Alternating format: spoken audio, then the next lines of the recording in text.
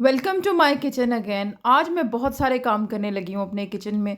मैंने सूजी की खीर प्लान की हुई है, वो बनाऊंगी, भिंडियों का सालन बनाऊंगी और साथ में शामी कबाब बनाऊंगी और उनके साथ आखिर में अंडा शामी बर्गर भी बनेंगे। और हाँ, एक चटनी भी बनेगी। काम आज काफ़ी थे, तो आज काम मैंने नाश्ते के फ़ौरन बाद ही शुरू कर लिए थे अपने किचन में। क्योंकि मीठे का डिनर टाइम तक ठंडा होना ज़रूरी था, इसीलिए जैसे ही नाश्ते के बाद दूध आया, तो उसी वक़्त ही मैंने मीठा रख दिया था। ये पुदीना है और घर से ही निकल आया, इतना सा पुदीना, ज़्यादा तो नहीं है, लेकिन जितना मुझे चाहिए उसके लिए ये बहुत है। भिंडियाँ भी मैंने सुबह-सुबह मँगवा ली थी और इनको धो के रख लिया है और ये रही मेरी प्यारी-सी कलियाँ। आजकल बहुत कलियाँ उतर रही हैं, मैंने प्लान किया था कि इनसे मैं गजरा बनाऊँगी, लेकिन फिर मैं बना नहीं सकी, काम काफ़ी थे। पिछले दिन की जो है उनको मैं वेस्ट कर दूँगी और ये यहाँ किचन में पड़ी रहेंगी, अच्छी खूबसूरत महक देती हैं सारा दिन।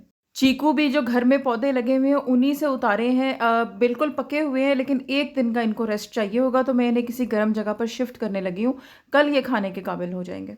आलू बुखारे और इमली की चटनी जो बनेगी उसके लिए भी मैंने चीज़ों को भिगो दिया था गर्म पानी में। चने की दाल भिगो दूँगी, ये भी शामी कबाब के लिए अभी भिगो के रख दूँगी क्योंकि लंबा काम होता है, तो इसीलिए भी मैंने आज सुस्ती नहीं की। वैसे मैंने ये कुछ काम करने के बाद, मीठा तैयार करने के बाद थोड़ी देर का ब्रेक ले लिया था किचन से। उस दौरान घर के कुछ बाकी काम किए, भिंडियाँ काट लीं, सालन मैंने ज़रा जल्दी ही बना लिया था, फिर डिनर टाइम तक मैंने सालन को दोबारा गरम कर लिया था। सूजी की खीर के लिए सूजी को देसी घी में भूनना है पहले, लेकिन मैं ज़्यादा देर तक नहीं भूनूँगी क्योंकि इस पे जितना गहरा कलर आ जाएगा, उसी तरह का हमारी खीर का कलर हो जाएगा और खीर का कलर मुझे बिल्कुल भी ज़्यादा डार्क नहीं करना, व्हाइट के करीब रखना है। तो जैसे इस पर हल्का-सा पीला रंग आया और महक उस वक़्त तक आ चुकी होती है अच्छी सी सूजी की, दैट्स मीन कि सूजी भूनी गई है।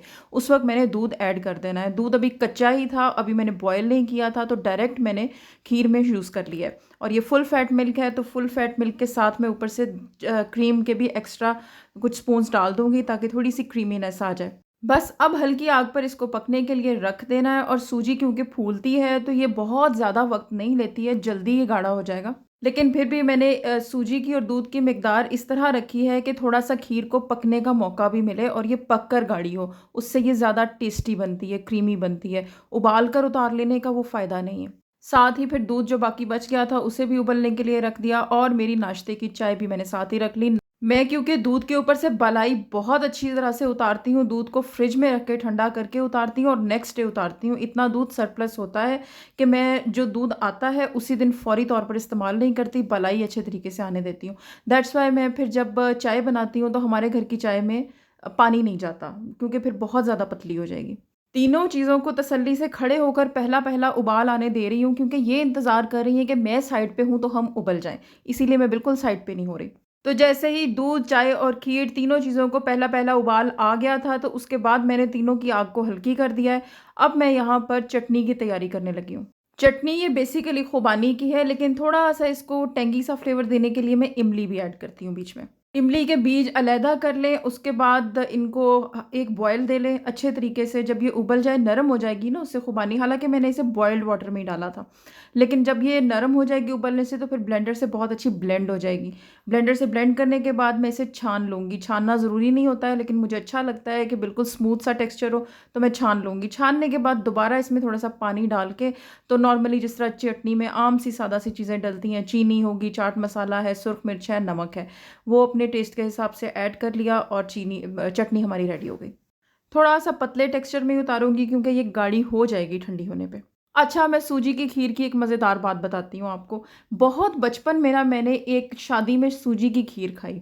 एक खीर खाई, मुझे क्या पता वो सूजी की थी। मैंने अपनी अम्मा से कहा कि वो फलाँ शादी पे हमने जो खीर खाई थी ना, मुझे वो चाहिए। उन्होंने मुझे सादा खीर बना के दी, मैंने रिजेक्ट कर दिया, ये वो नहीं है। उन्होंने मुझे फिरनी बना के दी, मैंने कहा ये भी वो नहीं है। उनको ना कभी समझ नहीं आई कि आखिर मैंने क्या खा लिया है जो मैं उनसे माँगती हूँ।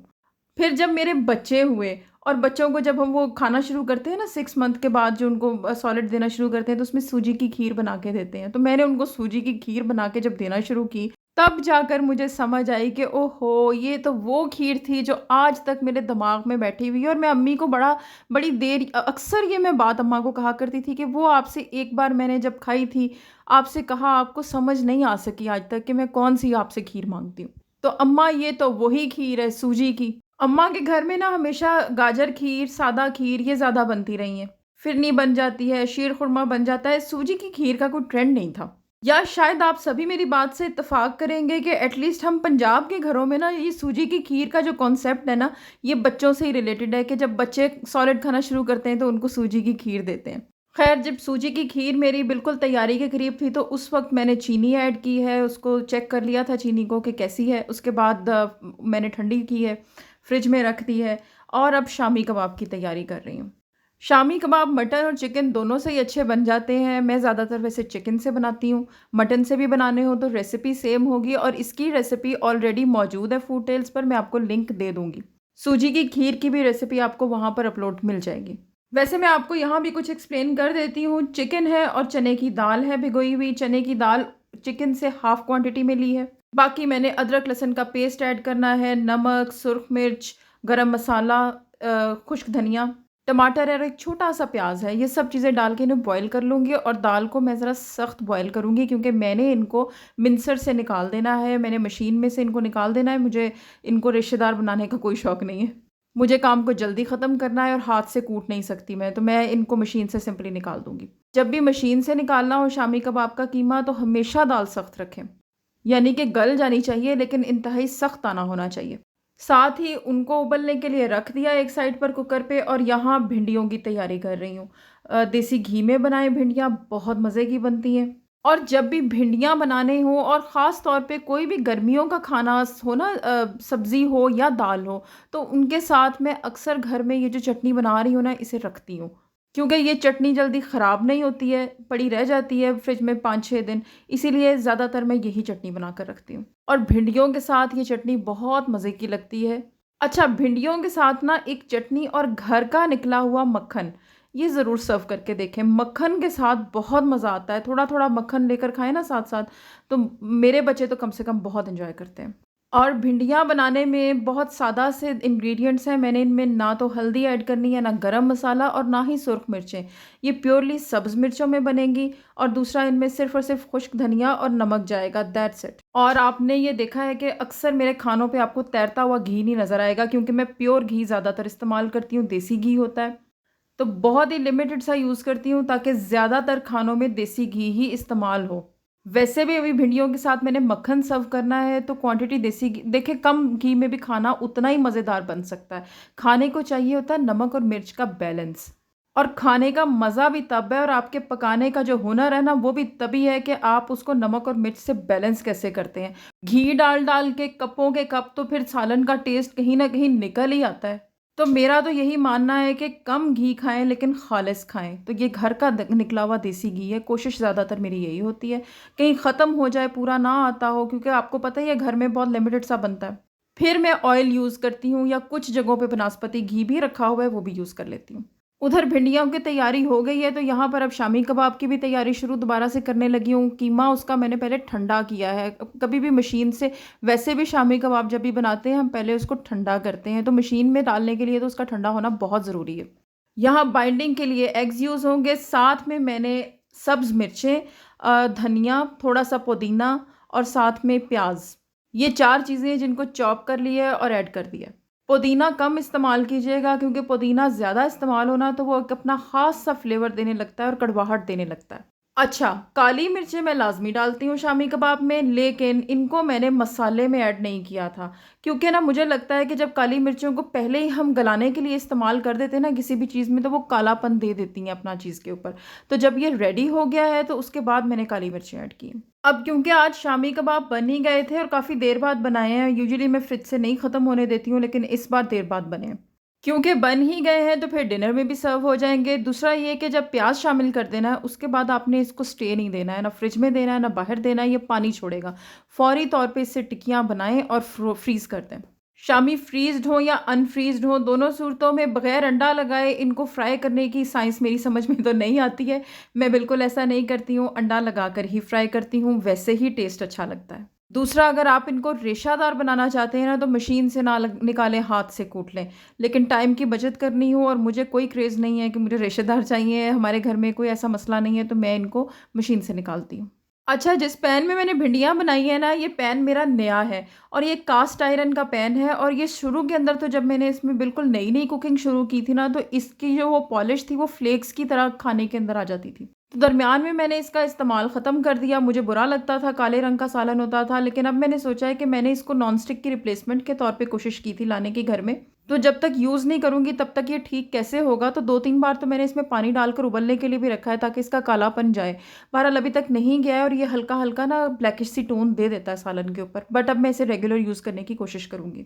अंडा शामी बर्गर बस मेरे रह गए हैं, बाकी सब काम हो गया है और ये अंडा शामी बर्गर आप लॉन्ग बन से बना लें, बहुत मज़े के बनते हैं। बट मेरे कहने पे ज़रा इनको फ्रूट बन से भी बना के देखें, बहुत मज़ा आता है, मेरे बच्चे बहुत शौक से खाते हैं।